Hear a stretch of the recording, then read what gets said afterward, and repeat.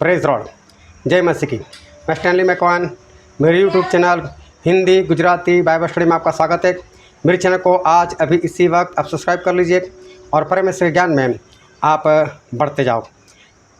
Bible का वचन कहता है कि हमारी लड़ाई किसी लहू और मांस से नहीं, लेकिन शैतान से और उसकी सेना से। लेकिन मैं क्या बोलता हूँ, क्या सही में आपकी लड़ाई शैतान से है? क्या शैतान आपके पास लड़ने के लिए आया क्या उसने कभी आपके साथ कोई लड़ाई की? बाइबल में लिखा है, प्रकाशित वाक्य उसके 12वां अध्याय के 17 वचन में, कि शैतान लड़ाई करने के लिए निकला। लेकिन मैं बोलता हूँ, क्या आप उसके दुश्मन हो? क्या वो आपके साथ कभी लड़ाई करने के लिए आया? क्या कभी आपने देखा कि उसने आपके साथ लड़ाई की? सही में आपकी लड़ाई किसके साथ है और शैतान किसके साथ लड़ाई करने के लिए निकला है, वो सच्चाई जानने के लिए मेरे साथ इस वीडियो में अंत तक बने रहो।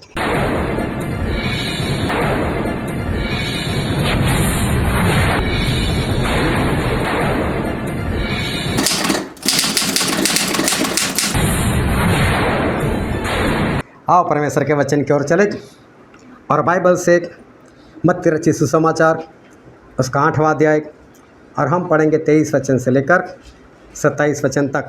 जब वह नाव पर चढ़ा तो उसके चेले उसके पीछे हो लिए, और देखो, झील में एक ऐसा बड़ा तूफान उठा कि नाव लहरों से ढकने लगी और वह सो रहा था। तब चेलों ने पास आकर उससे जगाया और कहा, हे प्रभु, हमें बचा, हम नष्ट हुए जाते हैं। उसने उनसे कहा, हे अल्पविश्वासियों, क्यों डरते हो? तब उसने उठकर आंधी और पानी को डांटा और सब शांत हो गया, और वे अचंभा करके कहने लगे, यह कैसा मनुष्य है कि आंधी और पानी भी उसकी आज्ञा मानते हैं। परमेश्वर पिता का वचन हमारे लिए बहुत ही आशीषित है, और परमेश्वर पिता का वचन सच्चा है और बाइबल में लिखा है, यदि सच्चाई को जानोगे तो सच्चाई तुम्हें आज़ाद करेगी। बहुत ध्यान से परमेश्वर के वचन को सुनना, समझना, ग्रहण करना, उसके अनुसार चलना। आखिरी दिनों के आखिरी हिस्से में हम लोग आ चुके हैं, और आखिरी दिनों में बाइबल में लिखने के अनुसार 666 जो है, जो शैतान का अंक माना जाता है, जो मसीह के विरोधी के नाम का अंक है, उसकी गिनती है, उसका निशान आने वाला है, और जो कोई वो ना ले वो लेन देन नहीं कर पाएगा। ये सारी बातें बाइबल में लिखी है और वो होने वाला है। उसका अंक, शैतान का अंक 666 है। लेकिन किसी को परमेश्वर का अंक मालूम है? परमेश्वर का भी एक अंक है, और 7 ही है, लेकिन 777 777 इसका 666 है। तो परमेश्वर का अंक है 777। कैसे? हम बाइबल से ही देखने वाले कि परमेश्वर का भी अंक है और परमेश्वर का अंक 777 है। आखिरी दिनों में परमेश्वर की ओर से इस धरती के ऊपर कुछ विपत्तियाँ वो आने वाली है, और उन विपत्तियों में सबसे पहले जो है वो है 7 मुहर। उसके बाद है 7 तुरही। कितने 7 हुए? 2 7 हुए। और आखिरी है 7 कटोरे। 7 हुए ना। तो हमारे परमेश्वर का अंक 777 है, और आखिरी दिनों में जो विपत्ति आने वाली उसमें सबसे पहले जो विपत्ति आएगी वो मुहर को लेकर आएगी। और एक पुस्तक है जिसको मुहर से बंद किया गया है, और वो मुहर एक के बाद प्रभु यीशु खोलते जा रहे हैं। और उसमें सबसे पहली मुहर जब खोलते हैं तो प्रकाशित वाक्य में ऐसा लिखा है, प्रकाशित वाक्य उसका अध्याय 6, और हम पढ़ेंगे पहला और दूसरा वचन। फिर मैंने देखा कि मेमने ने उन 7 मोहरों में से एक को खोला, और उन चारों प्राणियों में से एक का गर्जन का सा शब्द सुना। मैंने दृष्टि की, और देखो, एक श्वेत घोड़ा है, और उसका सवार धनुष के लिए हुए है, और उसे एक मुकुट दिया गया, और वह जय करता हुआ निकला कि और भी जय प्राप्त करे। यहाँ पर एक इंसान वो निकला जय पाने के लिए, और वो जय पाता हुआ आगे बढ़ा। और ये जय पाना क्या है? हमने बार बार देखा हुआ है कि जो प्रकाशित वाक्य उसका 2 अध्याय और 3 अध्याय में जो 7 पत्री है, वो 7 पत्री में हर पत्री के अंत में प्रभु से ऐसा कहते हैं, जो जय पाए, जो जय पाए। मैं सिर्फ पहली पत्र की बात करना चाहूँगा कि वहाँ पर ऐसा लिखा है कि तूने पहले वाला प्रेम छोड़ दिया है। और मैंने एक बार सभी की आंखें बंद करवा कर मैंने बोला कि आपको ऐसा लगता है कि मैंने पहले वाला प्रेम छोड़ दिया? अगर लगता है तो हाथ उठाओ। और लोगों ने हाथ उठाए। 6 महीने बाद फिर एक बार ये सवाल किया तो भी वही हाथ वापस उठे। मैं 6 महीने में कोई तरक्की नहीं की। ये जो जीतने वाला है वो यही काम करता है, पहले वाला प्रेम नहीं करने देगा। और नहीं करने देगा मतलब वो हार गया। और ये जो घोड़े पर सवार है वो जीत गया, वो जीतने के लिए निकले। लेकिन प्रभु से ये कहना चाहते हैं कि 7 पत्री में जो बातें मैंने लिखी है आखिर में, कि जो जय पाए उस बात में हमें जीतना है, हमें जीतना है। और वो जो घोड़े पर सवार है उसे हमें हराना है। तो वो जो 7 बातें हैं वो आप घर पर पढ़ लेना और उसके हिसाब से हमें करना है। लेकिन ये जो घोड़े के ऊपर सवार है वो जीतने के लिए निकला। लेकिन बाइबल में एक वचन लिखा है, 2 कुरिन्थी उसका 2 अध्याय और वचन 14। परंतु परमेश्वर का धन्यवाद हो जो मसीह में सदा हमको जय के उत्सव में लिए फिरता है और अपने ज्ञान की सुगंध हमारे द्वारा हर जगह फैलाता है। यहाँ पर लिखा है कि परमेश्वर हमें विजय देने वाले परमेश्वर है। चाहे ये जीतने के लिए निकला, लेकिन परमेश्वर विश्वासी लोगों को बोलते हैं कि परमेश्वर हमें क्या देते हैं? विजय देते हैं। हालेलुया। तो ये जो घोड़े पर सवार होकर आया है उससे डरने की ज़रूरत उसे नहीं है जो परमेश्वर में अच्छे से चलता है। परमेश्वर उसको विजय देंगे। फिर प्रकाशित वाक्य में लिखा है उसका अध्याय 6 और 3 और 4 वचन। जब उसने दूसरी मुहर खोली तो मैंने दूसरे प्राणी को यह कहते सुना, आ। फिर एक और घोड़ा निकला जो लाल रंग का था।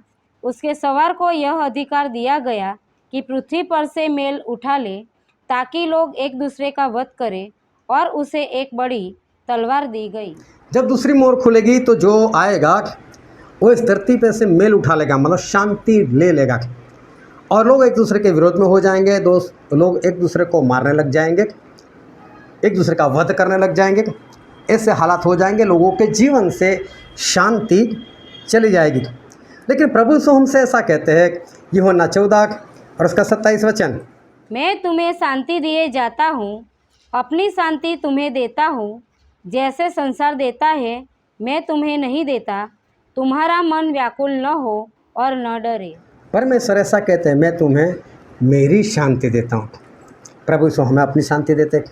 चाहे ये शांति देने के लिए आए, चाहे ये शांति ले लेने के लिए आए, लेकिन प्रभु यीशु तो हमको शांति देने के लिए आए। तो हमारे पास क्या होगी उस वक्त? शांति होगी। फिर फिलिपियों में लिखा है, फिलिपी उसका 4 अध्याय और वचन 7। तब परमेश्वर की शांति जो सारी समझ से परे है तुम्हारे हृदय और तुम्हारे विचारों को मसीह यीशु में सुरक्षित रखेगी। यहाँ पर लिखा है कि परमेश्वर की शांति जिसे कोई नहीं समझ सकता, ऐसी अजीब सी शांति हमारे परमेश्वर हमको देते हैं। तो चाहे ये अशांति करने के लिए आया, चाहे शांति ले लेने के लिए आया, लेकिन प्रभु यीशु तो है और उन्होंने हमें अपनी शांति दी है। ऐसी शांति कि जो कोई समझ भी नहीं सकता, ऐसी शांति हमारे परमेश्वर ने हमको दी है। आज के वचन से आपको कुछ हौसला मिलने वाला है अंतिम दिनों के लिए, और इसलिए ध्यान से समझते रहना। फिर लिखा है प्रकाशित वाक्य उसका अध्याय 6 और उसका 5 और 6 वचन। जब उसने तीसरी मुहर खोली तो मैंने तीसरे प्राणी को यह कहते सुना, आ। मैंने एक दृष्टि की और देखो, एक काला घोड़ा है और उसके सवार के हाथ में एक तराजू है। और मैंने उन चारों प्राणियों के बीच में से एक शब्द यह कहते सुना, दीनार का सेर भर गेहूँ और दीनार का 3 सेर जौ, पर तेल और दाखरस की हानि न करना। यहाँ पर जो वचन कहना चाहता है वो ये है कि आखिरी दिनों में महंगाई बढ़ जाएगी। लेकिन परमेश्वर की दया है हम पर कि परमेश्वर ने उससे पहले बता दिया कि इकट्ठा कर लो, और इसलिए महंगाई हमको कुछ नहीं कर पाएगी। जिन लोगों ने इकट्ठा किया, मैं गाय उनको कुछ नहीं कर सकती। मैं गाय होने से पहले परमेश्वर हमको बता दिए है, हमारे परमेश्वर की दया है, कृपा है, चाहे कितना भी महंगा करे हमें इस बात से कोई लेना देना नहीं, क्योंकि परमेश्वर ने हमको एडवांस में ये सारी बातें बता दिए। फिर आगे लिखा है प्रकाशित वाक्य 6, 7 और 8 वचन।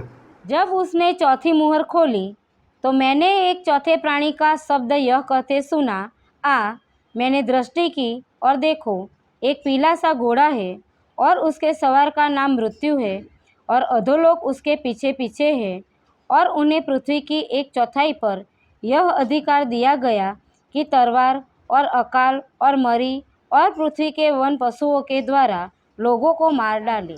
अभी मृत्यु मतलब प्रभु यीशु का दुश्मन वो आता है जब चौथी मोहर खुलती है, और वो आकर लोगों को बीमारी से मारता है, अकाल से मारता है और दुष्ट आत्माओं के जरिए मारता है। लेकिन हमें डरने की ज़रूरत नहीं है, क्योंकि हमारी मौत ऐसे नहीं हो सकती। हमारी मौत ऐसे नहीं हो सकती अगर हम परमेश्वर में चलते हैं, क्योंकि बाइबल में ऐसा लिखा है, भजन संहिता उसका 116वां अध्याय उसका 15 वचन, यहोवा के भक्तों की मृत्यु उसकी दृष्टि में अनमोल है। हमारे मृत्यु परमेश्वर की निगाह में अनमोल है।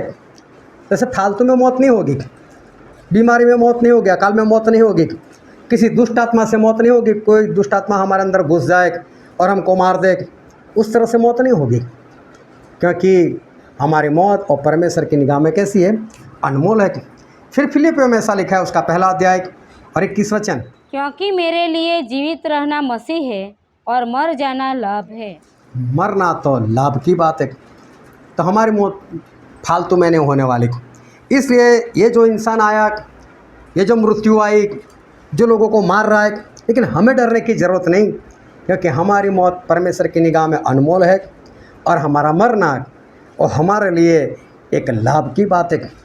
फिर प्रकाशित वाक्य में आगे लिखा है उसका 6वां अध्याय 9, 10 और 11 वचन, जब उसने 5वीं मुहर खोली तो मैंने वेदी के नीचे उनके प्राणों को देखा, जो परमेश्वर के वचन के कारण और उस गवाही के कारण जो उन्होंने दी थी वध किए गए थे।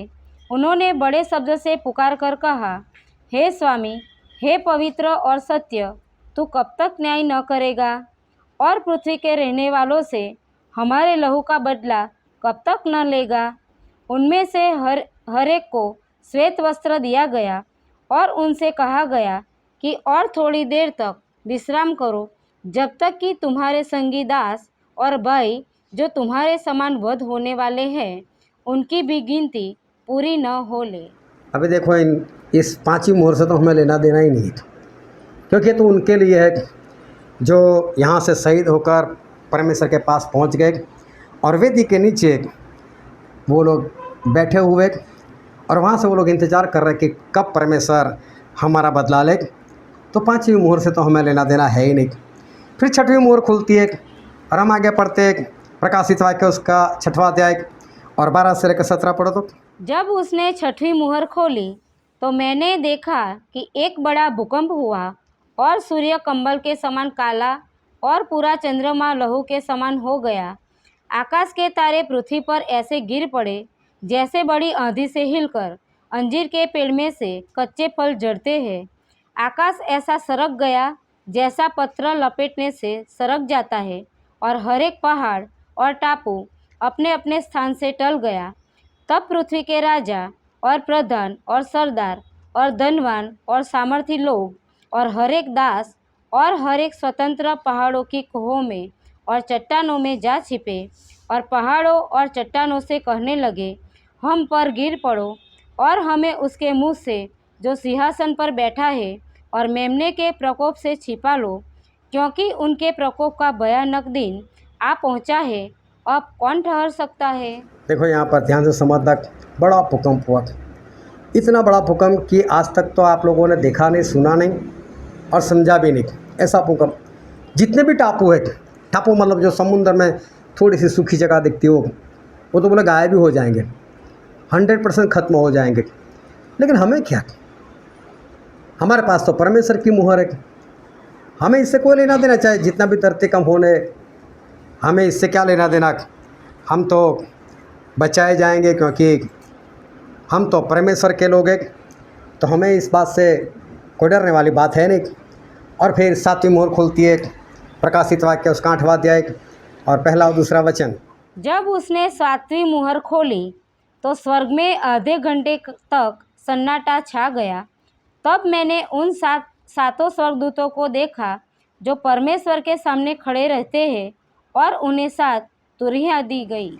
अभी देखो 7वीं मोहर खुली, तब 7 तुरही आ गई और 7 स्वर्गदूतों को ये तुरही दी गई कि आप बजाओ, बारी बारी से बजाओ। ये है 7 मुहर जो प्रभु यीशु ने खोली।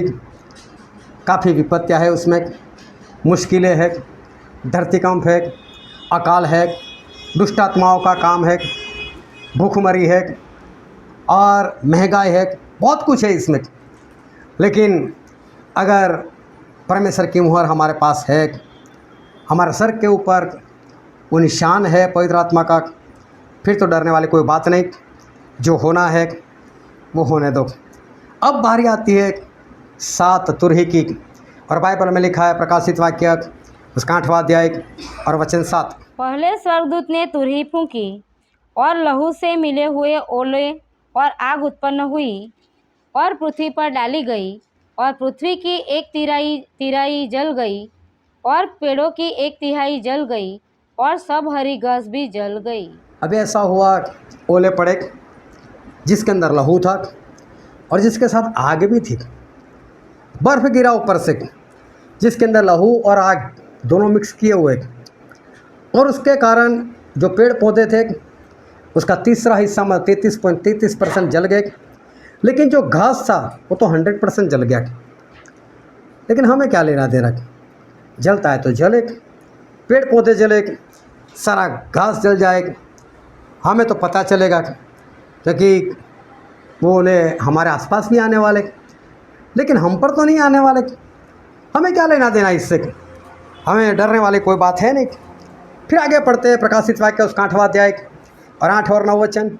दूसरे स्वर्गदूत ने तुरही फूंकी तो मानो आग सा जलता हुआ एक बड़ा पहाड़ समुद्र में डाला गया, और समुद्र का 1/3 लहू हो गया, और समुद्र के 1/3 प्राणी मर गए, और 1/3 जहाज नष्ट हो गए। अभी जहाज नष्ट हो गए 33.33%, और समुद्र का पानी वो लहू बन गया। लेकिन हमें क्या लेना देना, हम तो समुद्र में कभी कभी जाते नहीं जाएंगे, और क्या वहाँ पर हुआ है कि हमारे सुखी ज़मीन पर तो कुछ हुआ नहीं। डरने वाली कोई बात वो है नहीं, चाहे दूसरी तुरही बज गई। अभी तीसरी तुरही जो है वो स्वर्गदूत बजाते हैं, और आगे पढ़ते हैं प्रकाशित वाक्य उसका 8वां अध्याय 10 और 11 वचन। तीसरे स्वर्गदूत ने तुरही फूंकी और एक बड़ा तारा जो मशाल के समान जलता था स्वर्ग से टूटा और नदियों की 1/3 पर और पानी के सोतों पर आ पड़ा। उस तारे का नाम नागदोना है, और 1/3 पानी नागदोना सा कड़वा हो गया, और बहुत से मनुष्य उस पानी के कड़वे हो जाने से मर गए। बहुत से लोग मर गए, कारण ये था कि पानी कड़वा मतलब जहरीला हो गया। लेकिन हमें क्या लेना देना, हमारा पानी कहाँ कड़वा होने वाला है। हम तो मसीह में चलते हैं, हमारे पास तो पवित्र आत्मा है, तो हमें तो डरने वाली कोई बात है ही नहीं। हमें तो कुछ नहीं होने वाला, डरने वाली कोई बात है नहीं।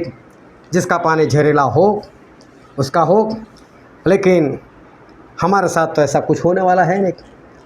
फिर और तुरही बजती है चौथी, और प्रकाशित वाक्य 8वां अध्याय उसका 12 वचन। चौथे स्वर्गदूत ने तुरही फूंकी, और सूर्य की 1/3 और चांद की 1/3 और तारों की 1/3 पर आपत्ति आई, यहाँ तक कि उनका 1/3 अंग अंधेरा हो गया, और दिन की 1/3 में उजाला न रहा, और वैसे ही रात में भी अंधेरा हो गया। 33% अंधेरा हो गया। कल ही हम सब लोग यहाँ पर आए और रात में लाइट चली गई, ये कुछ नहीं हुआ। अंधेरा हुआ तो होने दो, कौन सी बड़ी बात है।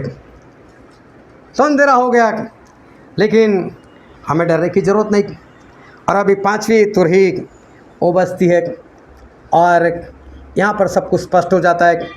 जब 5वीं तुरही बजती है, प्रकाशित वाक्य उसका 9 अध्याय और 1 से लेकर 4 वचन। जब 5वें स्वर्गदूत ने तुरही फूंकी तो मैंने स्वर्ग से पृथ्वी पर एक तारा गिरता हुआ देखा और उसे अतः कुंड की कुंजी दी गई।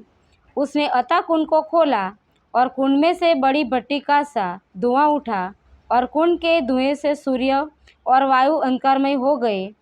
उस धुएं में से पृथ्वी पर टिड्डियाँ निकली और उन्हें पृथ्वी के बिच्छुओं की सी शक्ति दी गई।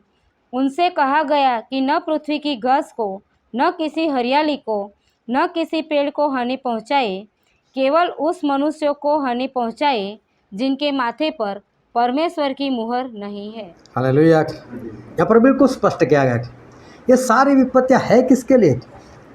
जिनके पास पवित्र आत्मा की मुहर नहीं है। जिनके अंदर पवित्र आत्मा है उनके लिए ये कोई भी विपत्ति नहीं है। तो चाहे कितनी भी तुरही बजे, मुहर खुले, हमें डरने वाली कोई बात नहीं। यहाँ पर बहुत सारे दुष्टात्माएं, उनको बाहर निकाला गया, जैसे अंधेरा छा गया। लेकिन कितने भी दुष्टात्मा हो, हमें क्या लेना देना? वो हमें कुछ नहीं कर सकता, क्योंकि पवित्र आत्मा की मुहर हमारे अंदर है। फिर 6वीं तुरही बजती है और हम पढ़ते हैं प्रकाशित वाक्य उसका 9वां अध्याय और पढ़ो तो 13 से लेकर। जब 6वें स्वर्गदूत ने तुरही फूंकी तो सोने की वेदी जो परमेश्वर के सामने है, उसके सींगों में से मैंने ऐसा शब्द सुना, मानो कोई 6वें स्वर्गदूत से जिसके पास तुरही थी कह रहा है, उन 4 स्वर्गदूतों को जो बड़ी नदी फुरात के पास बंधे हुए हैं खोल दे। वे चारों दूत खोल दिए गए जो उस घड़ी और दिन और महीने और वर्ष के लिए मनुष्यों की 1/3 के मार डालने को तैयार किए गए थे। उनकी फौज के सवारों की गिनती 20 करोड़ थी। मैंने उनकी गिनती सुनी।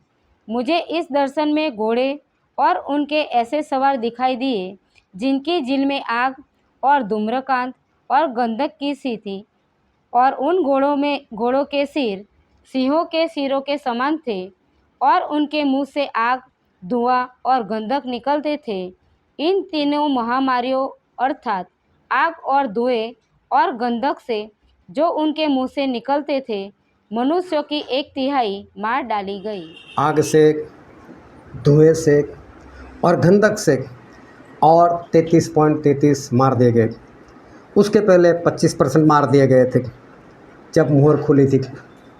लेकिन हमारे पास पवित्र आत्मा है, पवित्र आत्मा की मुहर है, हमें डरने वाली कोई बात नहीं। ये तो सब कुछ हमारे आसपास में होता होगा, हम देखते होंगे इस सारी बातों को, कहाँ पर कौन मर रहा है, कैसे मर रहा है। हो सकता है हमारे रिश्तेदार हो, लेकिन हमें क्या लेना देना। उसको समझाया, उनके लिए मेहनत की, लेकिन नहीं माने, और आप उनके पीछे काफ़ी भागे, लेकिन उन्होंने आपकी नहीं मानी, और इसलिए हमें क्या लेना देना उससे। मरते तो मरे, लेकिन हमारे पास तो पवित्र आत्मा की मुहर है। आग क्या करेगी, धुआं क्या करेगा, गंधक हमारा क्या बिगाड़ लेगी। और उसके बाद 7वीं तुरही भी बजेगी, और हम पढ़ते प्रकाशित वाक्य इसका 11वां अध्याय और 15 वचन। जब 7वें दूत ने तुरही फूंकी तो स्वर्ग में इस विषय के बड़े बड़े शब्द होने लगे, जगत का राज्य हमारे प्रभु का और उसके मसीह का हो गया, और वह युगानुयुग राज्य करेगा। अभी तो हमारा परमेश्वर का राजा है। जब 7वीं तुरही बजती है, अभी तो थोड़ा सा भी डरने की ज़रूरत नहीं, क्योंकि अभी राज किसका है? हमारे परमेश्वर का। 7 मुहर खुल गई, 7 तुरही बज गई, और अब बारी आती है 7 कटोरे की। और प्रकाशित वाक्य उसका 16वां अध्याय उसके दूसरे वचन को हम पढ़ते।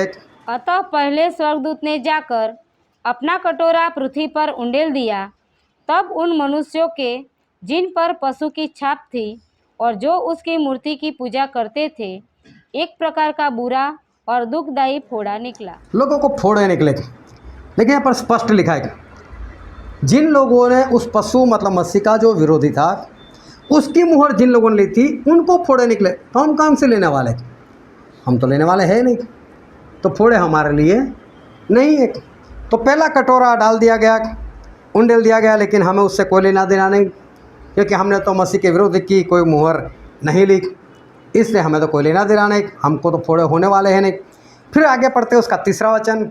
दूसरे स्वर्गदूत ने अपना कटोरा समुद्र पर उंडेल दिया और वह मरे हुए मनुष्य के लहू जैसा बन गया और समुद्र में का हर एक जीवधारी मर गया। समुद्र का हर एक जीवधारी मर गया। हम समुद्र में रहते नहीं, इसलिए हमें लेना देना नहीं। अब सारा समुद्र लहू बन गया। पहले कुछ हिस्सा बना था, लेकिन हमें क्या, वहाँ पर कटोरा उंडेल दिया तो हम तो सूखी ज़मीन पर रहते हैं, हमें इस बात से कोई लेना देना है नहीं। फिर तीसरा कटोरा उंडेल दिया जाता है और आगे पढ़ते उसका चौथा वचन। तीसरे स्वर्गदूत ने अपना कटोरा नदियों और पानी के सोतों पर उंडेल दिया और वे लहू बन गए। अभी पीने का पानी लहू बन गया, लेकिन हम तो पवित्र आत्मा की मुहर वाले, तो हमारा पानी जो तो लहू नहीं बनेगा, क्योंकि ये सारा किसके लिए? जिनके पास पवित्र आत्मा की मुहर नहीं, उनके लिए। तो फिर हमारे घर में तो अच्छा ही पानी आएगा, वो पानी लहू नहीं बनेगा। फिर बारी आती है चौथे कटोरे की, और प्रकाशित वाक्य 16वां अध्याय 8 और 9 वचन। चौथे स्वर्गदूत ने अपना कटोरा सूर्य पर उंडेल दिया और उसे मनुष्यों को आग से झुलसा देने का अधिकार दिया गया। मनुष्य बड़ी तपन से झुलस गए और परमेश्वर के नाम की, जिसे इन विपत्तियों पर अधिकार है, निंदा की, पर उसकी महिमा करने के लिए मन न फिराया। अभी सूरज की गर्मी बढ़ गई और उस गर्मी के कारण काफ़ी लोग मर गए, लेकिन हमें क्या, हमें तो आज भी कौन सी एसी की ज़रूरत पड़ती है? हमें तो गर्मी कहाँ कुछ करती है। हम तो पवित्र आत्मा वाले हैं, हमें कुछ नहीं होने वाला है। चाहे सूरज कितना भी गर्म हो जाए, कितनी भी गर्मी फेंके, हम तो पवित्र आत्मा की मुहर वाले हैं, हमें कहाँ कुछ होने वाला है। हमें लू नहीं लग सकती, हम दुख में घूम सकते हैं, क्योंकि हमारे पास पवित्र आत्मा है, हमें कुछ नहीं होने वाला। एक कटोरा और उंडेल दिया जाता है और आगे पढ़ते हैं प्रकाशित वाक्य 16वां अध्याय और वचन 10। पांचवें स्वर्गदूत ने अपना कटोरा उस पशु के सिंहासन पर उंडेल दिया और उसके राज्य पर अंधेरा छा गया। लोग पीड़ा के मारे अपनी अपनी जीभ चबाने लगे। अंधेर के कारण लोग पागल हो गए, लेकिन हमारे वहाँ कौन सा अंधेरा रहने वाला है? वो तो मिस्र देश में भी हुआ था। मिस्र लोगों के ऊपर अंधेरा था, जहाँ परमेश्वर के लोग रहते थे वहाँ तो था सूरज, वहाँ तो प्रकाश था। हमारे पास तो प्रकाश रहेगा, हमारे पास कोई अंधेरा नहीं आएगा, क्योंकि हम पवित्र आत्मा की मुहर वाले हैं और हमें कुछ नहीं होने वाला है। फिर बारी आती है छठवें कटोरे की और 16वां अध्याय प्रकाशित वाक्य और 12 से लेकर 16 वचन पढ़ो। छठवें स्वर्गदूत ने अपना कटोरा महानदी फरात पर उंडेल दिया और उसका पानी सूख गया कि पूर्व दिशा के राजाओं के लिए मार्ग तैयार हो जाए। फिर मैंने उस अजगर के मुंह से और उस पशु के मुंह से और उस झूठे भविष्यवक्ता के मुंह से 3 अशुद्ध आत्माओं को मेढकों के रूप में निकलते देखा। ये चिन्ह दिखाने वाली दुष्ट आत्माएं हैं, जो सारे संसार के राजाओं के पास निकलकर इसीलिए जाती है कि उन्हें सर्वशक्तिमान परमेश्वर के उस बड़े दिन की लड़ाई के लिए इकट्ठा करे। देख, मैं चोर के समान आता हूँ। धन्य वह है जो जागता रहता है और अपने वस्त्र की चौकसी करता है कि नंगा न फिरे और लोग उसका नंगापन न देखें। और उन्होंने उनको उस जगह इकट्ठा किया जो इब्रानी में हर मगिदोन कहलाता है। अभी देखो, जब छठवां कटोरा उंडेल दिया गया तो बहुत सारे लोग वो दुष्ट आत्माओं के कारण भरमाए गए और प्रभु यीशु के विरोध में लड़ाई करने के लिए इकट्ठा हो गए। लेकिन हम तो पवित्र आत्मा वाले, हम कहाँ प्रभु यीशु के साथ उनके विरोध में लड़ाई करने के लिए निकलेंगे? हम तो उनके साथ खड़े रहने वाले।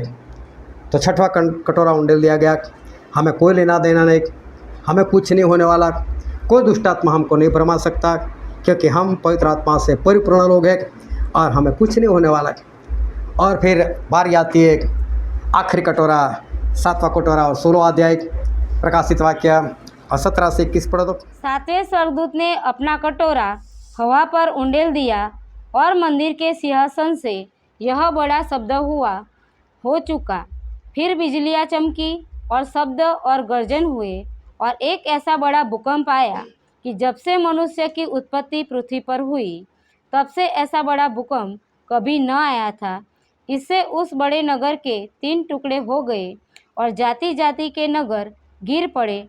और बड़े बेबीलोन का स्मरण परमेश्वर के यहाँ हुआ कि वह अपने क्रोध की जलजलाहट की मदिरा उसे पिलाए। और हर एक टापू अपनी जगह से टल गया और पहाड़ों का पता न चला। आकाश से मनुष्यों पर मन मन भर के बड़े ओले गिरे और इसीलिए कि यह विपत्ति बहुत ही भारी थी, लोगों ने ओलों की विपत्ति के कारण परमेश्वर की निंदा की। सब कुछ खत्म हो गया इस बार और परमेश्वर का राज अभी आ गया। जो परमेश्वर के विरोध में थे उन सभी का नाश हो गया। देखने जाओ तो इस सारे हालत भयानक से हमें डरने वाली बात नहीं। हालत कैसे भयानक से कि समझो इस धरती की 1/4 मतलब 25% लोग मर जाएगा। समझो हमारे इंडिया में 25% मर जाएगा। 140 करोड़ में से 25% मतलब हुए 35 करोड़ लोग। अगर 35 करोड़ लोग मर जाएंगे तो हमारे आसपास में भी होंगे, हमारे रिश्तेदार में होंगे। तो माहौल तो भयानक सा है, चारों ओर मौत का माहौल। लकड़े कम पड़ जाएंगे, ज़मीन कम पड़ जाएगी दफन करने के लिए, जलाने के लिए। लेकिन चाहे कितना भी भयानक माहौल हो, हम तो पवित्र आत्मा से परिपूर्ण है, तो माहौल से हमें डरने की ज़रूरत नहीं। चाहे सूरज की रोशनी बढ़ जाए, चाहे उसकी गर्मी बढ़ जाए, लेकिन हमें क्या, बहुत लोग झुलस जाएंगे। आप वो पापड़ आता है ना कि जब उसको उस तवे के ऊपर रखते हो, मालूम है कैसे हो जाता है कि ऐसे लोगों की चमड़ी पर होने लग जाएगा, लोग मरने लग जाएंगे। आप बाइक लेकर जाते होंगे, कार लेकर जाते होंगे और आपके सामने कई लोग ऐसे मर जाएंगे, गिरकर मर जाएंगे। हो सकता है जो कार चला रहा है कोई और वही गर्मी से मर गया, एक्सीडेंट होने की संभावना, बहुत कुछ, माहौल बहुत बिगड़ा हुआ है। लेकिन हमें क्या, हम तो पवित्र आत्मा से परिपूर्ण, तो जिसके साथ जो होना है होने दो। लेकिन हमें तो डरने वाली कोई बात नहीं, ना महंगाई से डरने वाली बात, चाहे कितने भी दुष्टात्मा वो निकाले, लेकिन हमें उस दुष्टात्मा से भी डरने की ज़रूरत नहीं। पीने का पानी जहरीला हो जाए तो अभी हमें डरने की ज़रूरत नहीं। पीने का पानी लहू हो जाए तो अभी हमें क्या, माहौल भयानक सा होगा। और हो सकता है कि अगर आपके घर में भी अगर सारे इस विश्वास में नहीं, तो हो सकता है कि आपके परिवार के लोग भी गर्मी से मर जाए, पानी जहरीला हो जाए उससे मर जाए, पानी लहू हो जाए उससे मर जाए। लेकिन आपको क्या, आप तो पवित्र आत्मा से परिपूर्ण होना, डरने की क्या ज़रूरत है। चाहे घर में मरते हैं तो मर रहे दो। बहुत मेहनत की थी उन लोगों के लिए, बहुत भागे थे, बहुत कुछ सिखाया था उनको, लेकिन नहीं माने थे। तो सही में माहौल बहुत भयानक सा है, लेकिन हमारे लिए नहीं, जिनके पास पवित्र आत्मा नहीं है उनके लिए। जब परमेश्वर ने आदम के ऊपर फूंक मार दी थी, जब वो मिट्टी था, और मालूम है कि एक फूंक मारने से उस आदम के अंदर पवित्र आत्मा आ गए थे। और प्रभु उसने यही काम किया, अपने चेलों के ऊपर फूंक मार दी और बोला पवित्र आत्मा पालो। प्रभु उसने एक फूंक मार दी और आदम पवित्र आत्मा से परिपूर्ण हो गए। उन्हीं की पसली ली, उसे स्त्री बनाई, वो भी पवित्र आत्मा से परिपूर्ण। और इंसान ने पवित्र आत्मा गंवा दिया। उस शैतान ने, उस सांप ने आकर उस स्त्री को बहका दिया और पवित्र आत्मा इंसान के अंदर से चले गए। लेकिन परमेश्वर की दया देखो, परमेश्वर की कृपा देखो, प्रभु यीशु फिर आए इस धरती पर, इंसान का स्वरूप लेकर आए और अपना बलिदान देकर हमें एक वादा कर कर गए कि मैं पिता से विनती करूंगा और वो तुम्हें दूसरा सहायक मतलब पवित्र आत्मा हमेशा के लिए देंगे। और वो 50वें दिन, उनके जी उठने के 50वें दिन प्रभु से ने पवित्र आत्मा हमेशा के लिए भेज दिए। और आज वो पवित्र आत्मा हमारे बीच में है और पवित्र आत्मा हमारे लिए सब कुछ है, क्योंकि पवित्र आत्मा हमने कई बार बाइबल में देखा है। इफिसी उसका पहला अध्याय 13 वचन में लिखा है कि पवित्र आत्मा स्वर्ग में जाने का हमारा बयाना है। दूसरा कुरिन्थी पहला अध्याय 22वां वचन, दूसरा कुरिन्थी 5वां अध्याय 5वां वचन कि पवित्र आत्मा बयाना है। और मेरी भाषा में अगर मैं बात करूं तो पवित्र आत्मा स्वर्ग जाने की जो ट्रेन है उसकी कंफर्म टिकट है, हमारी सीट रिजर्व है। और पवित्र आत्मा हमको आसानी से स्वर्ग में लेकर जाएंगे। तो पवित्र आत्मा हमारे लिए सब कुछ है। पवित्र आत्मा हमारे लिए बहुत ही महत्वपूर्ण है। और इसलिए एक बात को ध्यान रखना कि शैतान कभी भी किसी के ऊपर वार करता है तो इसी जगह पर वार करता है, पवित्र आत्मा वाली जगह पर। मतलब कि वो इंसान के साथ ऐसा करता है कि इंसान उस पवित्र आत्मा को खो दे। शैतान एक ही बात चाहता है कि इंसान के अंदर से पवित्र आत्मा निकाल दूँ और पवित्र आत्मा निकाल कर मेरा आत्मा उसके अंदर डाल दूँ। ये शैतान की योजना है। शैतान यही करता है।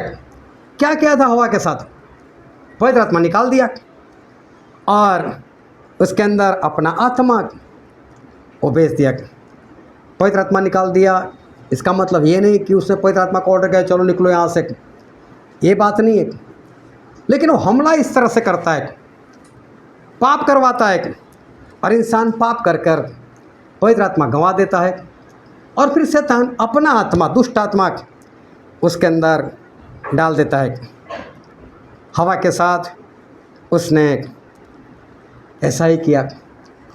आप सभी को पवित्र आत्मा मिले जब आप लोगों ने पश्चाताप किया और सच्चा बपतिस्मा लिया और आप लोगों ने पवित्र आत्मा पाए। इस पवित्र आत्मा को संभाल कर रखने की बहुत ज़रूरत है। इस पवित्र आत्मा को संभाल कर रखने की बहुत ज़रूरत है।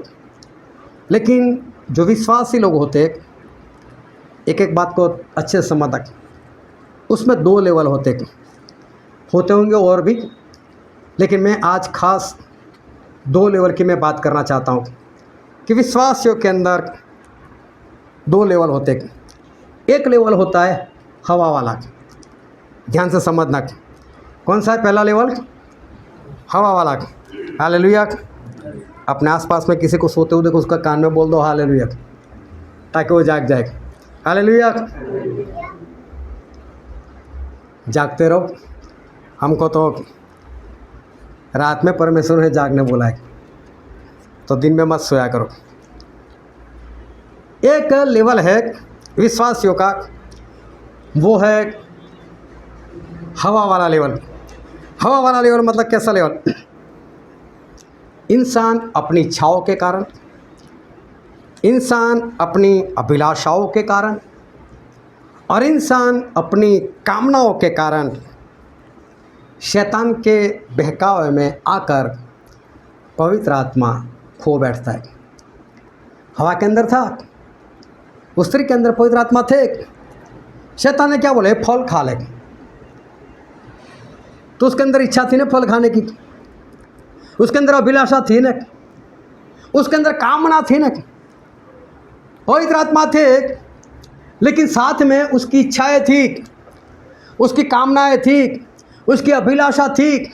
आज कई विश्वासी ऐसे हैं कि जिन लोगों ने पवित्र आत्मा तो पा लिए, लेकिन अभी भी उनकी इच्छाएं हैं, अभी भी उनकी अभिलाषाएं हैं, अभी भी उनकी कामना है। और यही बात ऐसी है जिसके कारण वो पवित्र आत्मा खो बैठता है। दिमाग देखो, पौलुस के साथ घूमने वाले व्यक्ति, लेकिन इस संसार पर प्रेम रखने के कारण वो पवित्र आत्मा खो बैठे थे। वह अभिलाषा थी इस संसार की चीज वस्तुओं की। परमेश्वर ने यूहन्ना को बोला यूहन्ना लिख, और यूहन्ना ने लिखा कि संसार के ऊपर और संसार की वस्तु के ऊपर प्रेम ना करो। लेकिन देमास इस संसार के ऊपर प्रेम कर रहा था, और आखिर में वो पवित्र आत्मा वो खो बैठा, सैलो फेल हो गई। लेकिन इस बात का कोई दुख नहीं था, एक फिक्र थी कि उसको दुख ना हो जाए, वो भी बिंदास थी। मैं बोला अच्छा ही है, मैं बोला कहीं इसको इस बात का दुख ना हो। अभी मैंने कई बार गवाही दी है कि मैंने ऐसे ऐसे लोगों के लिए प्रार्थना की जो पढ़ नहीं सकते थे, जो स्कूल में जो एग्ज़ाम होती है उसमें फेल हुए थे, और मैंने दावे के साथ उनको बोला कोई बात नहीं, आपकी लड़की पास हो जाएगी, आपका लड़का पास हो जाएगा। एक लड़का थोड़ा सा डाउन हो गया था, उसके माता पिता को दुख था। दुख इस बात का था कि हर बार 80% लाता है, 80 85 80 85, और ये एग्ज़ाम में 50% लेकर आया। बोले हमारी इज्जत क्या रहेगी। मुझे बोला आप कुछ करो। बोला आपको कितने चाहिए। बोला 80% में मिल जाएंगे। दूसरे एग्ज़ाम में भी 50। मुझे बोलता आप तो ऐसा बोल रहे थे। मैंने बोला कोई बात नहीं, फाइनल में चाहिए। फाइनल में आ गए उसका 80%। एक लड़की 5 सब्जेक्ट में फेल, लेकिन उसके लिए प्रार्थना हुई और बोर्ड में 55% से पास हो गई। ऐसे तो मालूम नहीं कितने लोग पास हो गए, और मेरी बेटी फेल।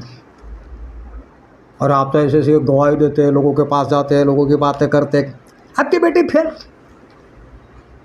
तो मुझे मालूम है, पर मुझसे पूछने वाले कितने परसेंटेज आए तेरे, मुझे इससे कोई लेना देना ही नहीं।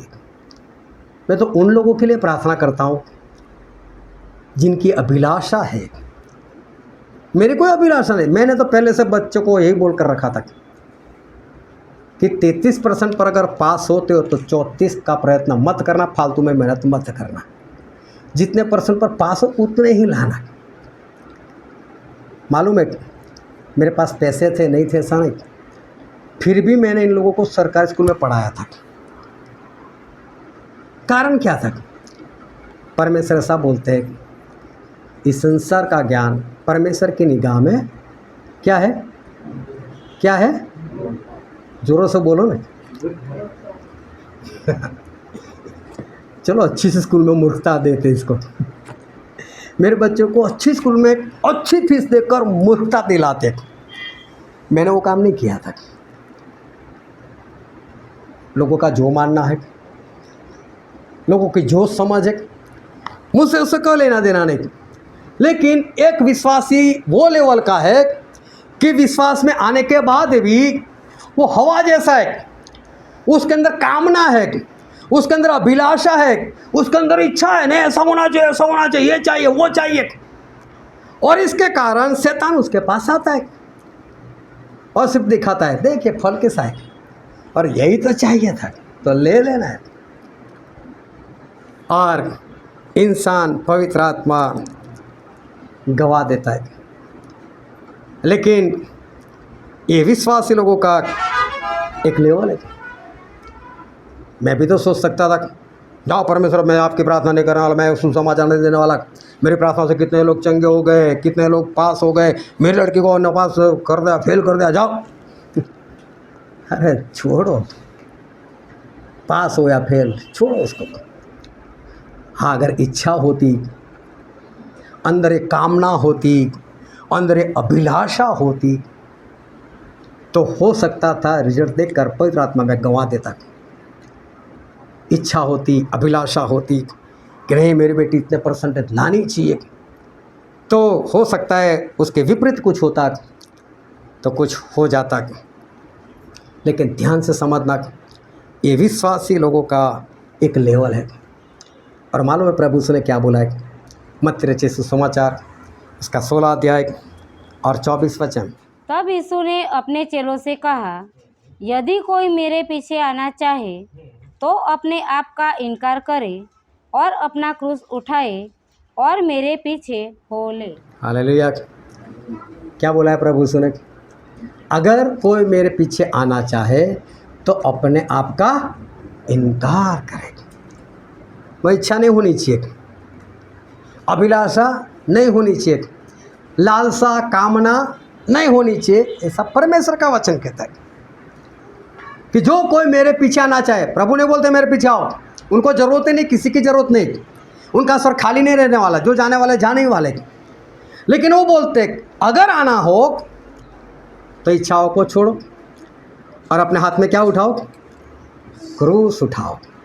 मतलब मौत को हाथ में लेकर चलो, इच्छा तो मत रखो, लेकिन हो सकता है मरना भी पड़े तो मरने के लिए तैयार होकर मेरे पीछे आओ। ये परमेश्वर का वचन कहता है। इस लेवल से ऊपर उठने की ज़रूरत है। ये इच्छाएँ, लालसा, ये कामना, अभिलाषा वो इंसान को मार देती है। कैसे? याकूब की पत्री में लिखा है, इसका पहला अध्याय और 14 और 15 वचन। परंतु प्रत्येक व्यक्ति अपनी ही अभिलाषा से खींचकर और फंसकर परीक्षा में पड़ता है। फिर अभिलाषा गर्भवती होकर पाप को जनती है, और पाप जब बढ़ जाता है तो मृत्यु को उत्पन्न करता है। हालेलुया। आपकी इच्छाएँ, आपकी अभिलाषाएँ वो गर्भवती होकर, है ना, ये पहले तो पाप करवाती है और फिर पाप मौत को जन्म देता है। और मौत का मतलब होता है नरक। इच्छाएं कहाँ पर पहुँचाती है? हालेलुया। बोलो तो सही, इच्छा कहाँ पर पहुँचाती है? नरक पहुँचाती है। बाइबल में लिखा है इच्छाएं इंसान को नरक में पहुँचाती। सिर्फ थोड़ा सोचो, एक और आप स्वर्ग को रखो कि स्वर्ग कितना महान है, उसकी महिमा कैसी है, और दूसरी ओर आप अपनी इच्छाओं को रखो। दो में से बढ़िया क्या होगा? वो तो बोलने में, अगर ऐसा होता तो इच्छाएं रखते, लेकिन इच्छाएं है क्योंकि स्वर्ग दिखता नहीं आप लोगों को। जो स्वर्ग है उसके सामने आप जितनी भी इच्छाएं रखो, प्रभु उसने क्या बोला है मालूम है? जो बातें आपकी आंखों ने देखी नहीं, आपकी कानों ने सुनी नहीं और आपके हृदय में भी नहीं घुसी, ऐसी तो मैंने आप लोगों के लिए तैयार की है। आंखों से नहीं देखी, लेकिन हो सकता है आपने सुना हो। अभी कार उड़ने लगी, आंखों से तो नहीं देखा, अभी कानों से तो सुना है ना। कि हो सकता है इच्छा हो जाए कि मेरे पास भी उड़ने वाली कार हो, लेकिन परमेश्वर बोलता है आपने सुनी भी नहीं हो। तो सुनी नहीं है तो इंसान पहले कल्पना करता है, सोचता है यार मैं उड़ने लग जाऊं तो जिसको एक ख्याल आ गया उसने प्लेन बना दिया। तो ख्याल में भी आता है तो वो चीज़ बन जाती है। लेकिन परमेश्वर क्या बोलते हैं? जो आपके ख्याल में भी नहीं, आपके दिल में भी नहीं घुस सकते, आप सोच ही नहीं सकते, ऐसी चीज़ें तो मैंने तुम्हारे लिए तैयार कर रखी है। हालेलुया। कैसी होगी वो? जो हमारे दिल में ही नहीं घुस सकती, हम सोच भी नहीं सकते। इतनी अच्छी चीज़ें हमारे परमेश्वर ने हमारे लिए रखे। और हमारी कामनाएं कैसी, हमारी इच्छाएं कैसी हो सकती है? लेकिन परमेश्वर ने हमारे लिए जो कुछ रखा है वो बहुत कुछ रखा है। एक बहन, उसको सवाल हो गया कि परमेश्वर मुझे कैसा बेटा दे दिया,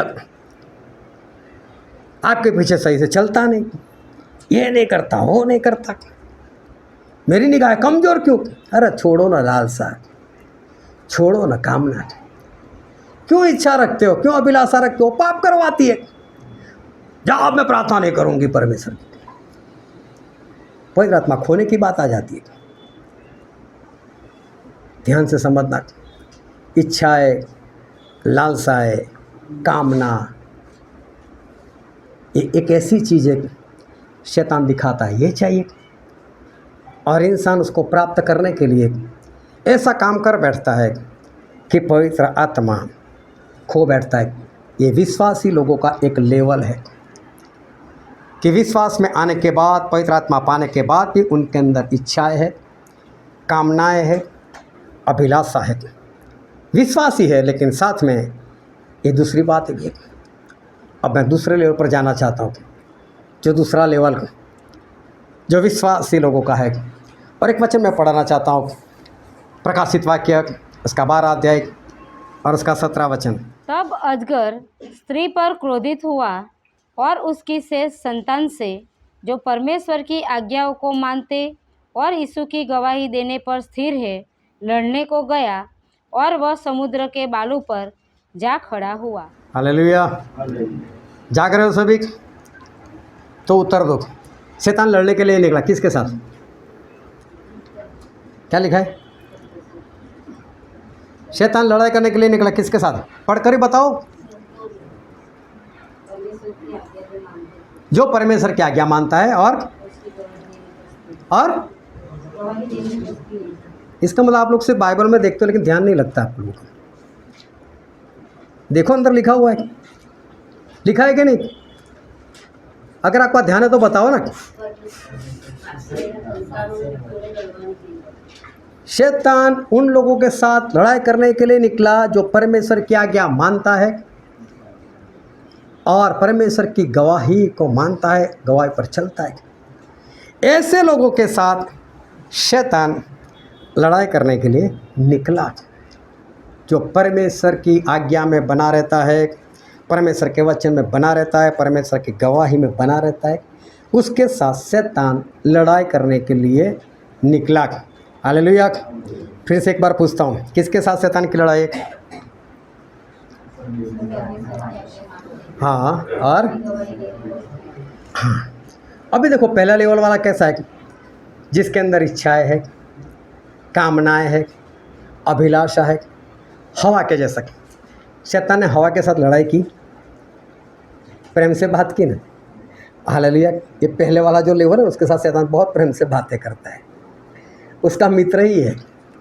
पहले वाला जो लेवल है ना, जिसके अंदर इच्छाएं है, कामनाएं है, जो अभी भी कुछ चाहते हो, मुझे ये मिल जाए, मुझे वो मिल जाए, तो समझ लो शैतान उसका मित्र है। बहुत प्रेम से उसके साथ बात, हे हवा देख लेना ये फल बहुत खाने में अच्छा है, खा ले। लेकिन लड़ाई किसके साथ करता है? लड़ाई किसके साथ करता है? जो परमेश्वर की आज्ञाकारी करता है। एक परमेश्वर की आज्ञा ये है कि जैसे जैसे वो दिन मतलब प्रभु यीशु का आना पास में होता है, वैसे वैसे इकट्ठा होना ना छोड़ो। है कि नहीं वचन? ये आज्ञा है कि नहीं? ये आज्ञा जो नहीं मानता उसके साथ शैतान लड़ेगा। क्या करेगा उसके साथ? उसके साथ मित्रता है। ध्यान से समझना, धोखे में मत रहना। कभी भी ये मत पड़ना कि हमारा युद्ध शैतान के साथ है। नहीं, अगर आप आज्ञाकारी करते हो, परमेश्वर की गवाही पर चलते हो, तो ही आपका युद्ध है, वरना शैतान उन लोगों का मित्र है। बाइबल से बाहर हो तो मुझे बताना। बहुत सच्ची बात ये है। एक दूसरा लेवल जो परमेश्वर की आज्ञाओं को मानता है और परमेश्वर की गवाही पर चलता है, ऐसे के साथ शैतान लड़ाई करने के लिए निकला। बाकी लोगों के साथ उसकी लड़ाई नहीं है। जिसके अंदर आज भी इच्छाएं है, कामनाएं है, उसके साथ उसकी कोई लड़ाई नहीं है। उन लोगों को लगता होगा कि हमारे साथ लड़ाई है, लेकिन उनके साथ लड़ाई नहीं है। वहाँ तो शैतान बहुत प्रेम से आता है और प्रेम से दिखाता है, क्या चाहिए, ये चाहिए, ले लेना, ले ले, मिल जाएगा, ले ले। और उसके साथ उसकी कोई लड़ाई नहीं है। और शैतान उसके अंदर से पवित्र आत्मा को निकाल कर अपना आत्मा उसके अंदर डाल देता है। जैसे ही हवा ने फल खाया, पवित्र आत्मा निकल गए और शैतान की आत्मा उसके अंदर आ गई। लेकिन शैतान की लड़ाई उससे है जो परमेश्वर की आज्ञा को मानता है। अभी सोचो शैतान लड़ाई कैसे करता है। आज वचन जो है बहुत ध्यान से समझना। शैतान किससे लड़ाई करता है? जो उन परमेश्वर की आज्ञा मानता है, परमेश्वर की गवाही जिसके अंदर है, गवाही के कारण मर जाने के लिए जो तैयार है, उसके साथ शैतान लड़ाई करता है। तो शैतान लड़ाई कैसे करता है? कैसे शैतान ऐसे लोगों के साथ लड़ाई करता है? और एक वचन पढ़ते हैं, पहला यूहन्ना उसका 5वां अध्याय और 18 वचन। हम जानते हैं कि जो कोई परमेश्वर से उत्पन्न हुआ है वह पाप नहीं करता, पर जो परमेश्वर से उत्पन्न हुआ उसे वह बचाए रखता है और वह दुष्ट उसे छूने नहीं पाता। हालेलुया। जो परमेश्वर से उत्पन्न हुआ, जो परमेश्वर से पैदा हुआ, वो पाप नहीं करता, मतलब आज्ञाकारी करता है। और जो आज्ञाकारी करता है उसे परमेश्वर संभाल कर रखते। और दुष्ट मतलब शैतान, उसको क्या लिखा है, छू नहीं सकता। अभी देखो, जो आज्ञाकारी करता है उसको तो शैतान छू ही नहीं सकता, तो लड़ाई कैसे करेगा? समझ में आ रही बात? लेकिन शैतान लड़ाई करने के लिए निकला, लेकिन शैतान ऐसे लोगों को तो छू तक नहीं सकता, तो फिर शैतान लड़ाई कैसे करेगा? जब ऐसे इंसान को शैतान छू नहीं सकता तो शैतान लड़ाई कैसे करेगा? बहुत ध्यान से आप परमेश्वर के वचन को सुनते रहना, क्योंकि हम बस हमारे सब्जेक्ट ऊपर जा रहे। प्रभु से पानी पर चलते चलते जाने लगे। चेले लोग डर गए। प्रभु से बोला, मत डरो, मैं हूँ। पतरस ने आवाज़ सुनी। पतरस बोलता है, यीशु आप हो? बोलते हैं हाँ। बोले, फिर मुझे आज्ञा दो, मैं भी चल कर आऊँ। और पतरस जिसकी मैं बात कर रहा हूँ वो मछुआरे हैं, समुद्र में रहने वाले व्यक्ति। उनको मालूम है समुद्र की लहरें कैसे उठती है। समुद्र से सीधा नहीं होता, ऐसे ऐसे उछलता ही रहता है, उसकी लहरें आती ही रहती है। और ऐसे समुद्र में जो नदी जितना गहरा नहीं, उससे कई गुना ज़्यादा गहरा रहता है। नदी तैरकर आप उस पार निकल सकते हैं, लेकिन समुद्र को क्रॉस कर उस पार निकलना नामुमकिन है। और ये सारी बातें पतरस जानते हैं। और पतरस बोलते, यीशु आप? बोले हाँ मैं। बोले, मुझे आज्ञा दो, मैं भी आऊँ। बोले आ जा। और पतरस से डाइव लगाई। कहाँ पर? समुद्र में, पानी के ऊपर डाइव लगाई। और बहुत चले पतरस। ये मत समझना कि अंदर जैसे गिरे वैसे डूब गए, नहीं। यीशु इतने दूर थे कि ये लोग पहचान नहीं पाते थे यीशु ही है। वो तो आवाज़ सुनकर बोला, यीशु आप हो? तो बहुत दूर से आवाज़ आई। बोला हाँ मैं हूँ। तो मतलब यीशु को तो देखकर पहचान भी नहीं सकते, इतनी दूरी पर है। और पतरस बिंदास से उस समुद्र के ऊपर बिंदास से जा रहे, ना हाथ में लकड़ी है, कुछ भी नहीं, कोई सहारा नहीं, बिंदास अकेले चलते चलते जा रहे। और कहाँ तक पहुँच गए मालूम है? प्रभु यीशु तक। मुश्किल से मेरा हाथ जहाँ तक पहुँचता है ना, बस इतनी दूरी। मतलब प्रभु यीशु यहाँ पर है तो यहाँ पर पतरस पहुँच गए, इतने पास में पहुँच गए। और वहाँ पर पास में पहुँचने के बाद एक घटना हुई। पतरस अचानक से डूबने लगे।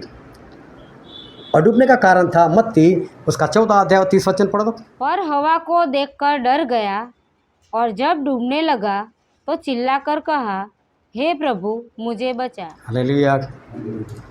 अभी एक एक बात को ध्यान से समझना। एक घटना क्या हुई? किसको देखकर डर गया है? हवा को देखकर। जैसे हवा को देखा, यार हवा चल रही है, यार लहरें उठ रही है, मैं समुंदर पर शक आ गया और वो डूबने लग गए। जैसे डूबने लग गए, आवाज़ लगा, यीशु बचाओ। यीशु मसीह ने से हाथ पकड़ा, उसको खड़ा कर दे। अभी समझ लो, समुंदर की लहरें ऐसे उठ रही है, ऐसे ऐसे। अगर उसके ऊपर ये पतरस चढ़ रहे तो पतरस भी कैसे होंगे? ऐसे ऐसे होंगे। अगर ऐसे ऐसे होते तो कब से उन्होंने आजू बाजू में देख लिया होता। लेकिन पतरस जहाँ पर चढ़ रहे थे ना, लहरें शांत थी, पानी शांत था। पतरस जैसे रोड पर चल रहे थे, बिंदास से चलकर जा रहे थे, समुद्र में डूब नहीं रहे थे। बिंदास, उनको ऐसा लगता है जैसे लोहे का रोड हो, बिंदास से जा रहे थे। लेकिन जब प्रभु से के पास पहुंच गए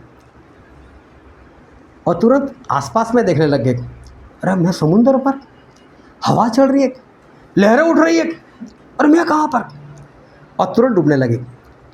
अभी भी उनके पैरों के नीचे लहरें नहीं उठ रही है, अभी भी उनके पैर के नीचे का पानी सीधा ही है, वो ऐसे ऐसे नहीं हो रहे। ये शैतान का काम यही है। जब तक आप परमेश्वर के साथ हो, आपको कुछ नहीं होता, आपके हालात कुछ नहीं होते, हालात आसपास में होते। हमने क्या देखा? 7 मुहरें देखी, 7 तुरही देखी, 7 कटोरे देखे। क्या किसी मुहर वाले के ऊपर कुछ हुआ? कहाँ हो रहा है? उसके आसपास में हो रहा है ना, उसके ऊपर तो नहीं हो रहा है ना। यहाँ पर मर रहा है, यहाँ पर मर रहा है, सामने मर रहा है, पीछे मर रहा है, उसके घर में मर रहा है, लेकिन वो तो नहीं मर रहा है, उसे तो कुछ नहीं हो रहा है। क्या उसके पिता के पानी में लहू होता है या जहर होता है, लेकिन उसके खुद के पानी में तो नहीं। क्या धरती कम हो रहा है लेकिन दूसरी बिल्डिंगें गिर रही है, लेकिन उसकी तो नहीं। जहां पर वो है वहां तो कुछ नहीं हो रहा है। शैतान मुहर वाले को तो कुछ कर ही नहीं सकता, लेकिन आसपास में बहुत धमाल कर देता है। और इसने हवा कहाँ देखी? उसके पैरों के नीचे से नीचे देखा उसने? नहीं, उससे बाजू में लगा, यहाँ हवा चल रही है, यहाँ पर लहरें उठ रही, और वो देखकर खुद डर रहा है। तू तो बैठ भाई, तेरे नीचे तो कुछ भी नहीं है, तू क्यों डर जाता है? और मालूम है यही होता है इंसान के अंदर। ये आग लगी भागो, और तेरे घर में नहीं लगी भाई, उधर लगी 100 फुट दूरी पर। देख यहाँ से नज़ारा देख, बचा सकता है तो बचा, किसी को बुला सकता है तो बुला, पानी डाल सकता है डाल, लेकिन तू यहाँ क्यों डर रहा है? उधर आग लगी है, क्या लेना देना तुझे? ये बीमारी फैल रही है, चाइना के वुहान से निकल चुका है, वहाँ है, तेरे घर में तो नहीं, तेरे अंदर तो नहीं, क्यों डरता है? तेरे बाप के अंदर है, तेरे बेटे के अंदर, तू क्यों डरता है भाई? तेरे ऊपर तो मुहर है ना। शैतान तुझे लोग कुछ नहीं करेगा, लेकिन आसपास में होता है ना, और इंसान वो सारी बातें देखकर वो डर जाता है।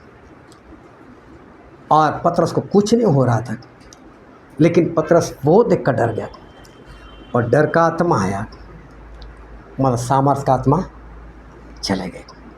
शैतान यही करता है, उसको मालूम है ये मुहर वाला है, इसको मैं छू नहीं सकता तो लड़ूं कैसे? तो मालूम है लड़ाई इधर करता है, दूर करता है लड़ाई, आपके अंदर नहीं करता, आपको तो छू भी नहीं सकता, दूसरे के साथ लड़ाई करता है। और इंसान खुद यार तुझा लड़ाई हो गई तो तुझे क्या यार, तुझे तो कुछ नहीं हो रहा है। और शैतान इस तरह से लड़ाई करता है, उनके साथ नहीं करता कि जिनके अंदर पवित्र आत्मा है, उसको तो छू तक नहीं सकता, लेकिन वो तो किसी और के साथ मारपीट करता है, किसी और को मार देता है, किसी और को जला देता है। लेकिन पवित्र आत्मा वाला डर जाता है, यार ऐसा हो रहा है, ऐसा हो रहा है, क्योंकि आप उसी जगह पर हो, लेकिन आपको कुछ नहीं हो रहा है, और इंसान को इन्हीं बात नहीं दिखती। और आज जो वचन हमने पढ़ा था मत्ती उसका 8वां अध्याय 23 से लेकर 27, कई बार हमने ये वचन पढ़ा है। वहाँ पर भी प्रभु यीशु अपने चेलों के साथ किश्ती में बैठकर जा रहे थे। जहाँ से किश्ती चलाने वाला होता है वहाँ पर प्रभु यीशु बैठकर सो रहे थे। चेले आपस में बातें कर रहे थे, कोई नहीं चला रहा था, लेकिन किश्ती अपने आप समुद्र में जा रही थी कि नहीं, अपने आप बिंदास थी कि नहीं किश्ती? ये लोग भी आपस में बिंदास से बातें कर रहे थे कि नहीं? तभी लहरें उठी और पानी उस किश्ती के अंदर, चेले डर गए कि यार पानी।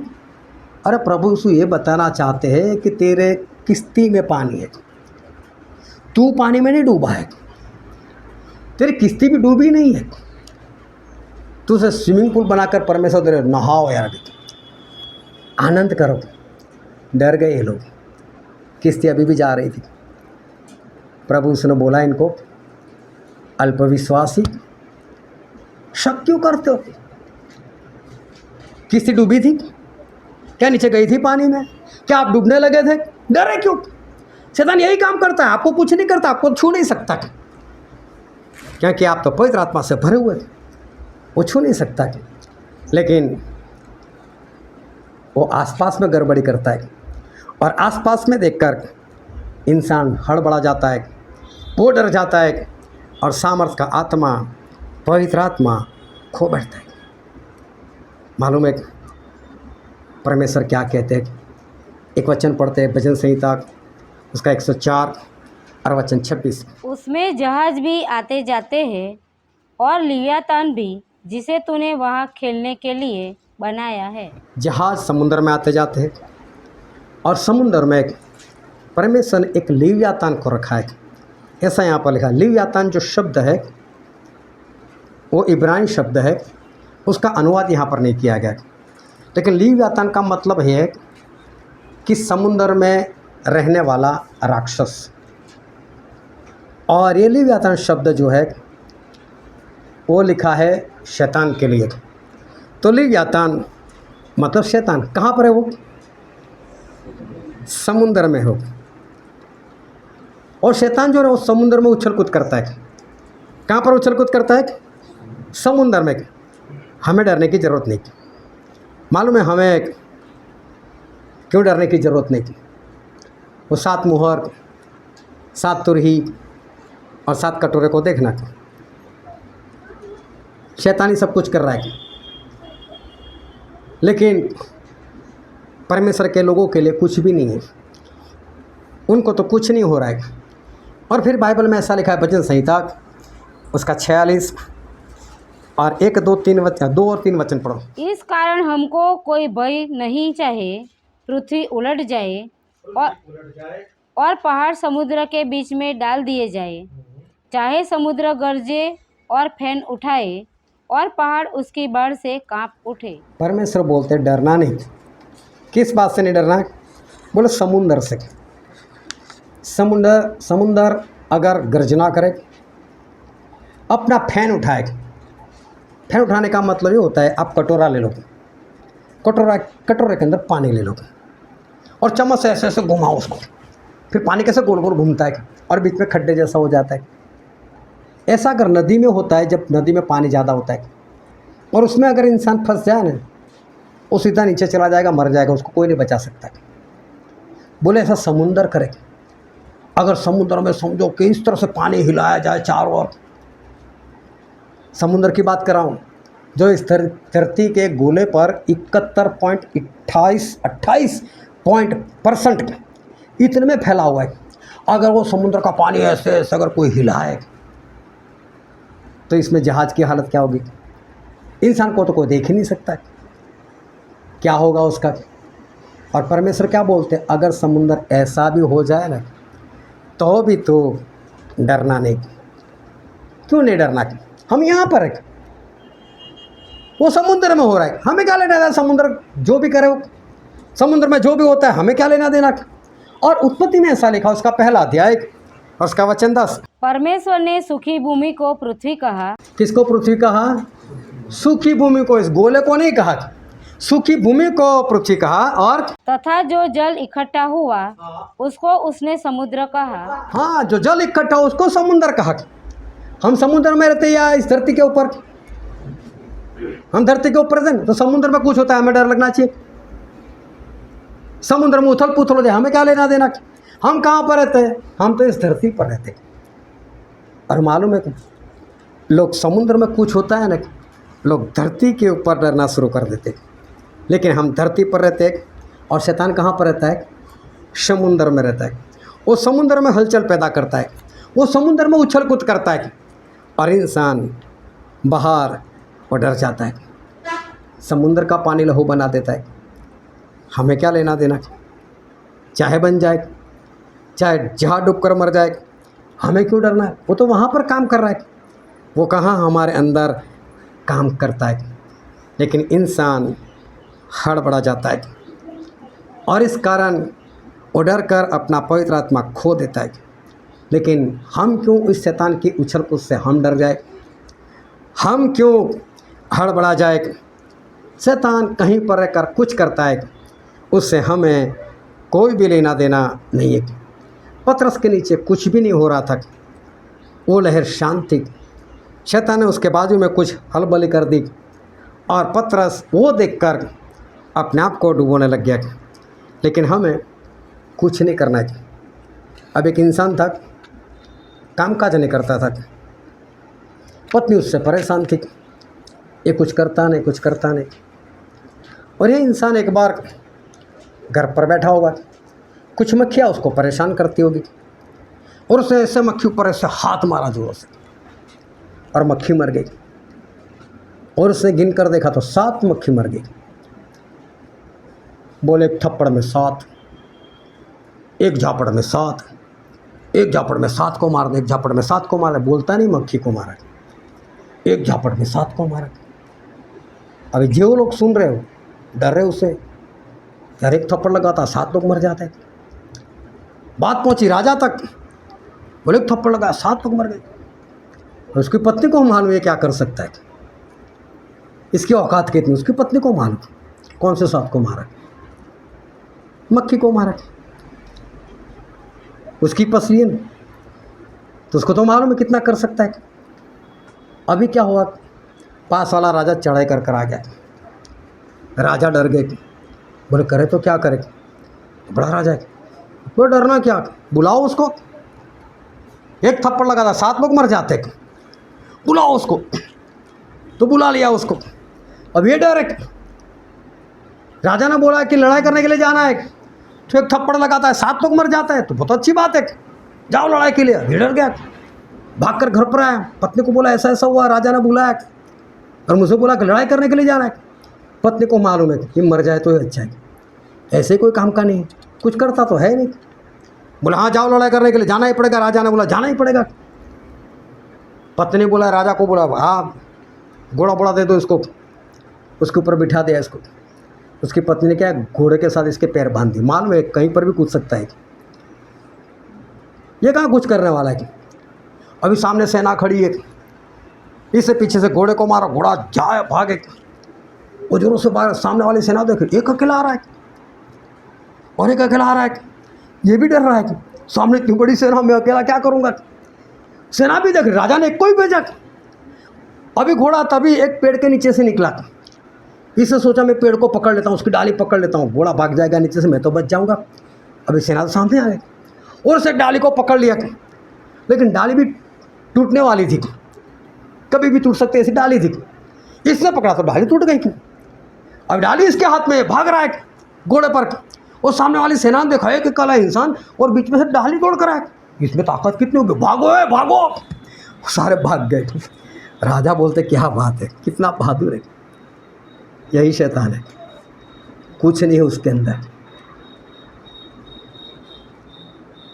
वो तो बाजू में खलबली करता है, वो तो जहाँ पर रहता है वहाँ कुछ करता है, उछल कूद करता है। और मालूम है विश्वासी लोग कैसे डरते, विश्वासी लोग डर जाते इससे। उससे डरने की ज़रूरत नहीं है। शैतान हमें कुछ नहीं कर सकता। बाइबल में लिखा है मत डर। और मालूम है मैंने तो कभी नहीं गिना, लेकिन मैंने कई लोगों के मुंह से ऐसा सुना, ऐसा 366 बार लिखा है मत डर मत डर। मतलब बोलता है साल में 365 दिन होते, और जब फरवरी में 29 दिन आते तब 366 दिन हो जाते। तो बोले हर रोज़ के लिए परमेश्वर ने एक बार तो बोला है कि मत डर। जब 366 बार लिखा ना लिखा कोई बात नहीं, लेकिन परमेश्वर का एक बार भी बोल दे ना मत डर, तो बात पक्की हो गई कि हमें डरना नहीं है। और ईर में हमें ऐसा लिखा है उसका 52वां अध्याय 5वां अध्याय और 22 वचन। यहोवा की यह वाणी है, क्या तुम लोग मेरा भय नहीं मानते? क्या तुम मेरे सन्मुख नहीं थरथराते? मैंने बालू को समुद्र की सीमा ठहराकर युग युग का ऐसा बांध ठहराया कि वह उसे पार न कर सके, और चाहे उसकी लहरें भी उठे तो भी वे प्रबल न हो सके, या जब वे गरजे तो भी वे उसको न पार कर सके। हालेलुया। परमेश्वर बोलते ये समुंदर मतलब शैतान, उसको तो मैंने बांध कर रखा है। और किससे मालूम है? रेत से, बालू से। मैंने उसको बांध कर रखा, उसको बोल कर रखा है इससे बाहर मत निकलना, कभी भी समुद्र के किनारे जाना। और वहाँ पर कितना भी पानी हो, कितनी भी लहर होगी, और मालूम है जब वो बाहर आता है, उसकी लहर बाहर आती है तो कितना बाहर आती है, उस रेत से बाहर आती है, जाग जाग हो जाता है, वो भी डर जाता है। इससे बाहर तो परमेश्वर ने मुझसे जाने को मना किया है। परमेश्वर ने शैतान को एक हद दी है, पवित्र आत्मा वाला कोई भी मिले ना, छूना नहीं उसको। हालेलुया। और शैतान कभी भी नहीं छू सकता, उसकी लड़ाई है उसके साथ, लेकिन वो तो छू भी नहीं सकता। तो वो क्या करता है? आसपास में लड़ाई करता है, आसपास में आग लगा देता है, आसपास में लहरें उठा देता है, और इंसान वो देखकर डर जाता है, और इसके कारण लोग मर जाते हैं। लेकिन मैं आपसे कहता हूँ, अगर आप लोगों ने अभी तक पवित्र आत्मा संभाल कर रखा है, अगर आपके अंदर है पवित्र आत्मा, तो सबसे पहले तो आपके अंदर इच्छाएं नहीं होगी, कामनाएं नहीं होगी। इस लेवल से बाहर निकलो, अपने लेवल को बढ़ाओ, क्योंकि उसके साथ तो शैतान दोस्ती करता है, उसके साथ शैतान लड़ाई नहीं करता, लेकिन शैतान लड़ाई उसके साथ करता है जो परमेश्वर की आज्ञा मानता है, लेकिन उसे छू नहीं सकता। और छू नहीं सकता इसलिए आसपास में वो खलबली मचाता है और बहुत कुछ करता है। लेकिन हमें डरने की ज़रूरत नहीं, आसपास में मत देखो। अभी आने वाले दिनों में कल ही या तो मीटिंग के बाद आप लोग थोड़ा सा अपना मोबाइल का इस्तेमाल कर कर सर्च मार लेना।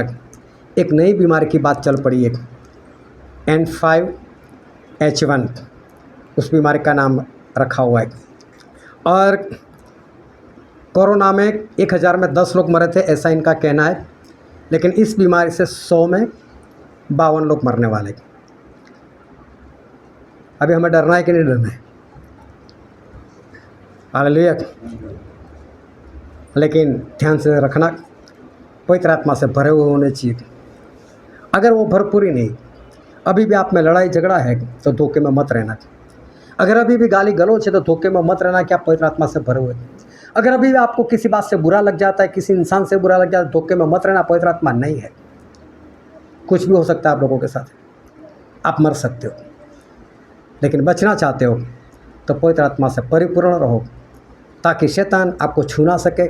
और आपके आसपास में कितनी भी खलबली मचाए, कुछ भी करे, वो तो आसपास में हो रहा है, हमें क्या लेना देना। हमें उस बात से डरना नहीं है। हालेलुया।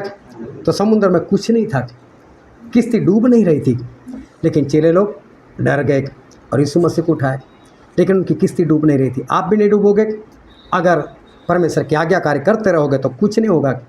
लेकिन लोग डर कर पवित्र आत्मा गवा देते, वो डरना हमें नहीं है। हालेलुया। हम सभी अपने आँखों को बंद करें, अपने मस्तकों को प्रभु से आगे झुकाए। मेरे प्रियो, ये वक्त है कि हम अपने आप को जांचें, ये वक्त है कि हम अपने आप को परखें, ये वक्त है हमारे आत्मा के साथ हम बातचीत करें। अपने आप से सवाल करो, क्या शैतान की लड़ाई आपसे है?